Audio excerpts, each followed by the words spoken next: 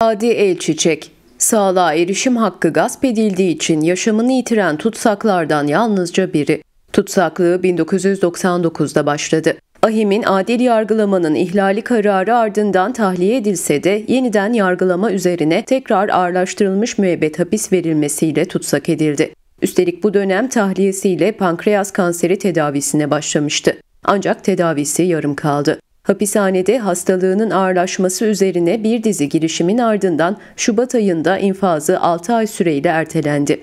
Bu süreçte yeni bir değerlendirmeyle önceki raporun aksine engellilik oranı %93 olarak belirlendi. Ancak savcılığın ATK'den istediği rapor sonuçlanamadan dün Adana'da yaşamını yitirdi.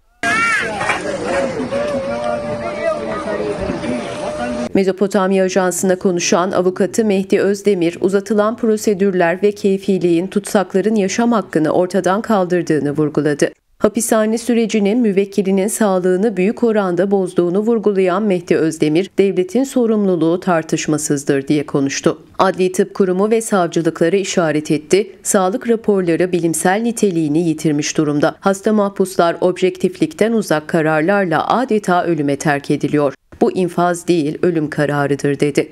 İnsan hayatını esas alan bir hukuk anlayışının inşa edilmesinin zaruri olduğunu kaydetti. Hep negatifti. Ve değerli izleyenler, şimdi de hapishanelerdeki son durumu, özellikle de hasta tutsakların durumunu konuşacağız. İHA'de MYK üyesi Nuray Çevirmen konuğumuz olacak. Hoş geldiniz yayınımıza.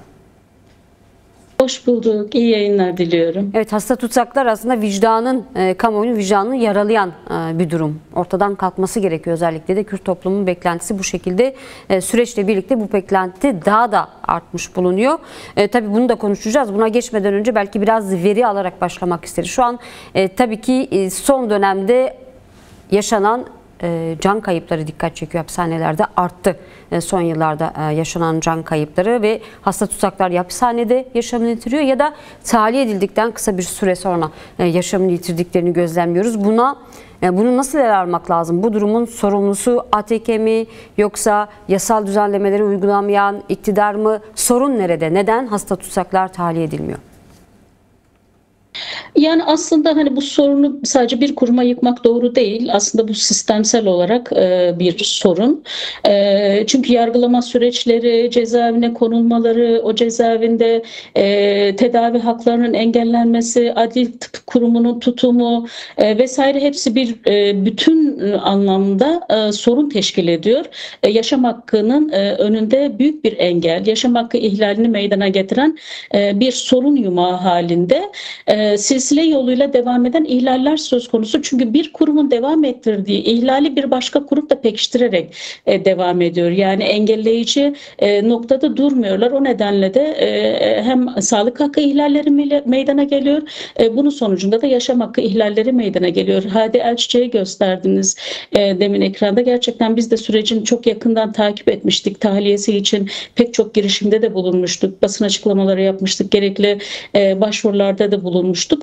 Durumu çok kötü olmasına rağmen örneğin 7 Ocak'ta 2025'te tekrar ağır hasta olduğunun bilinmesine rağmen cezaevine konuldu.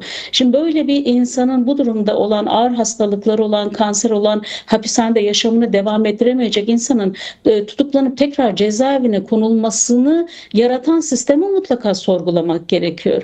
Orada hijyen koşulları uygun değil, tedaviye erişimde problemler var. Bu şekilde yaşamını yitiren pek çok mahpus var. Yani onların vefatlarından kısa bir önce tahliye edilmeleri demek hapishanede ölüm olmadığı anlamına gelmiyor. Çünkü yaratıcı ya da bütün bu sorunlara sebep olan kurumsal yaklaşımlar, eksiklikler ve bu insani olmayan tutumdan kaynaklı. Peki şu an hapishanede acil olarak tahliye edilmesi gereken tutsak sayısını da sormak istiyorum. Tabii hasta tutsakların sayısı 1000'in üzerinde, neredeyse 1500. Son baktığımız veriler bu şekilde de, eğer yanlışsa düzeltiniz lütfen. Acil olarak çıkması gereken tutsakların sayısı nedir? Ve bunun için ne yapmak gerekiyor? Özellikle bir yasal düzenleme mi gerekiyor, yoksa bu tutsaklar çıkabilir mi? Eğer tabii ki iktidar isterse. Biz Nisan ayında açıklamıştık en son verimizi. O zaman 1412 hasta mahpus vardı listemizde. Bunun 335'i ağır olarak sınıflandırabileceğimiz hastaydı ve 188 de bu 335'in haricinde 188'in de sürekli olarak takip edilmesi gereken hastalar. Ancak şunu da vurgulamak gerekir. Hapishanelerde ağır bir tecrit söz konusu. Örneğin İnsan Hakları Derneği'ne gelen ya da başka kurumlara giden mektupların engellendiğini biliyoruz ya da karalanarak gönderildiğini biliyoruz. Ve haberleşme hakkını da engelleyen bir durum söz konusu. Özellikle hastalıklarını ya da tedavilerinin önündeki engelleri aktaran mektuplar ya da sorunları aktaran mektuplar neredeyse hiç çıkarılmıyor gibi. O nedenle çok kısıtlı kaynaklardan erişebildiğimiz bir sayı bu. Çünkü 400 binin üzerinde mahpus sayısını düşündüğümüzde bu veri çok çok az bir veri. Neticede 2024 yılı içerisinde 819 mahpusun yaşamını yitirdiğini düşündüğümüzde biz aslında bu sayıların çok küçük bir kısmına erişebilme imkanına sahibiz.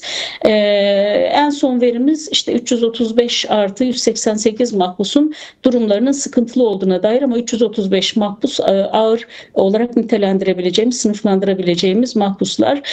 Bunların tahliyelerinin aslında önünde çok büyük engeller yok.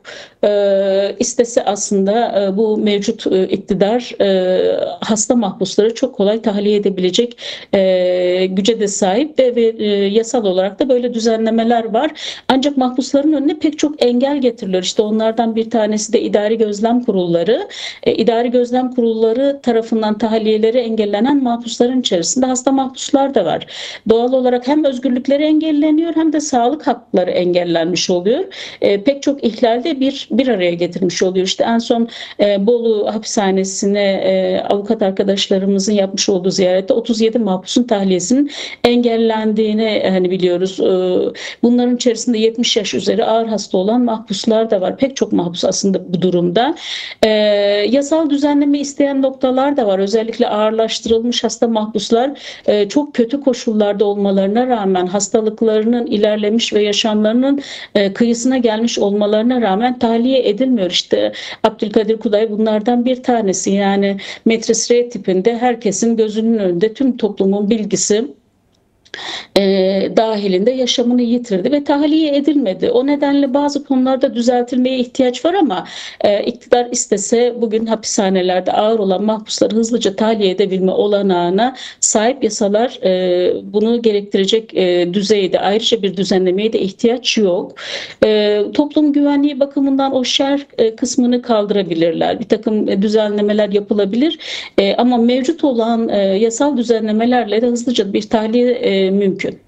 Peki toplumun aslında beklentisi de bu şekilde. Kamuoyunun, Kürt toplumunun barış ve demokratik toplum sürecini konuşuyoruz. Tabii mecliste bir komisyonun kurulması da bekleniyor önümüzdeki günlerde. Kaç kişiden oluşacağı da dün itibariyle netleşti. Peki ihade olarak bu süreçte özellikle ilk elden insan hakları boyutuyla belki hapishaneler öncelikli olarak neler yapılmalı? Sizin talepleriniz nedir?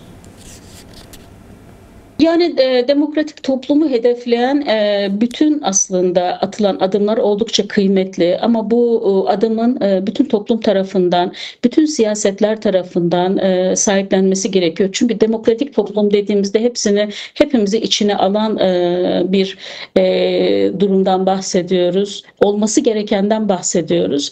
O nedenle de aslında hem sivil toplum örgütleri hem siyaset hem pek çok kesim işte ekolojist olsun, insan hakları savunucuları olsun, hukukçular olsun, siyasetçiler olsun yani toplumun tamamının aslında yararına olan bir durumun mutlak suretle de toplumsallaşması gerekiyor. Toplumsallaştırdığımız müddetçe bu süreci aslında güçlü tutabiliriz. Bu sürecin önündeki engelleri aşmaya yetkin olabiliriz ve bu süreç olumlu anlamda devam ettiği zaman pek çok aslında hak ihlali, sorun, sıkıntı ortadan kalkacak. Yavaş ama emin adımlarla ilerleyecektir mutlaka. O nedenle de sahiplenilmesi gerekiyor. Bu olduğu zaman elbette bizim ihlaller bağlamında istediğimiz, talep ettiğimiz pek çok şey de gerçekleşmiş olacak. O nedenle de hepimize de büyük görevler düşüyor bu aşamada.